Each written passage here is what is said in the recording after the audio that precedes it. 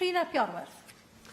Diolch, Llywydd. Mi o'n i'n falch iawn rai dyddiau yn ôl o weld Llywodraeth Cymru yn nodi gorsaf Langefni fel un alla gael ei hailagor yn y dyfodol. Mae hyn yn deillio, wrth gwrs, yn uniongyrchol o'r gwaith wnaeth yn rhaglennydd Ieuan Wyn Jones fel gweinidog trafnidiaeth yn comisiynu astudiaeth dichonoldeb ar y potensial o ailagor y lein o Geirwen drwy Langefni i Amlwch, rhywbeth dwi'n gwybod bydda'n dod â bydd economaidd mawr iawn i Ynys Môn. Dwi'n gwybod y byddwn ni a Ieuan yn hapus iawn i drafod ymhellach y mater yma efo'r Llywodraeth, ond a fyddai'n bosib cael datganiad gan yr ysgrifennydd cabinet dros drafnidiaeth ynglyn â'r gwaith ychwanegol sydd angen cael ei wneud rŵan mwyn gallu troi y syniad cyffrous yma yn realiti.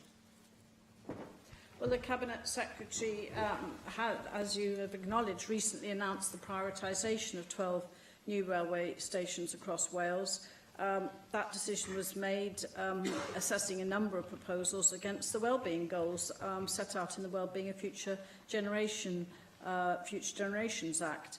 And clearly now it is about working with local authorities, partners and all those who can progress proposals for those stations, including a station in your constituency, with a view to future consideration. So I know the Cabinet Secretary will want to update the Assembly on this matter.